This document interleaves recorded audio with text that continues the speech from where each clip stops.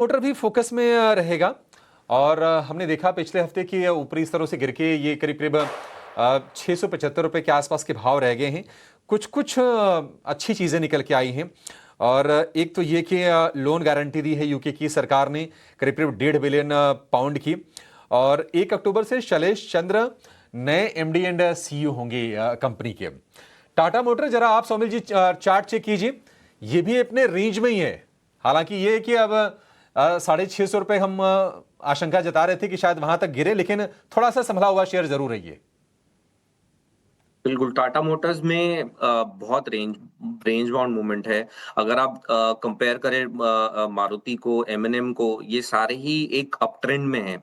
High top high bottom formation on the weekly charts, averages के ऊपर trade कर रहे हैं, तो they are doing really good.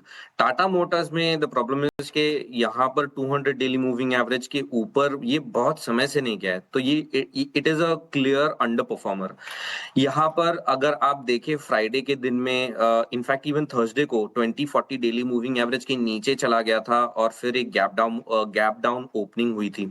यहाँ पर मुझे लगता है कि नेगेटिविटी बनी रहेगी। इनफैक्ट इवन शॉर्ट करने के मौके ढूंढ सकते हैं। अराउंड 702 704 के आसपास का एक स्टॉप लॉस लगाकर आज अगर ऊपर खुलता है, आई डाउट इट, बट अगर आज ये ऊपर खुलता है तो नीचे की तरफ मुझे लगता है कि 627 के next targets in the very short term मिल सकते हैं। तो ये एक शॉर्टिंग कैंडिडेट है, इसे डेफिनेटली बाय करने की कोशिश ना करें in the medium term outlook, in the short term both. चलिए, तो बिल्कुल एक स्ट्रैटेजिक व्यू टाटा मोटर्स पर इस वक्त मिलता हुआ टैक्टफुली इस स्टॉक के साथ कामकाज रखना होगा। 672 के लेवल्स पर करीब 1.5% तक की तेजी है यहाँ पर और 672 के लेवल्स पर ऑलमोस्ट 1.5% की गेंस हमने लास्ट ट्रेडिंग सेशन में देखे थे। लेकिन चलिए कुछ और स्टॉक्स जो कि आज खबरों के दम पर फोकस रेडार पर रह सकते हैं। प्रशांत, गोदरेज एग्रोवेट पर आपसे एक टेक जानना चाहूंगी। कंपनी एक नॉन बाइंडिंग एमओयू में उतरी है गवर्नमेंट के साथ वर्थ 960 करोड़ इन्वेस्टमेंट के लिए।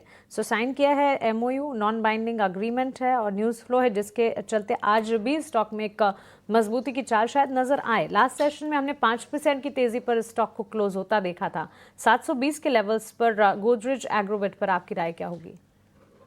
तो मानसी, यहाँ पे पैटर्न वीक है डेफिनेटली। एक वन डे बाउंस आया हुआ है और मुझे लग रहा है कि सिर्फ एग्जिस्टिंग लॉन्ग जिनके पास हो, तो जो लो बना हुआ है स्विंग में 690, इसको एक strict stop loss on closing basis follow करना चाहिए।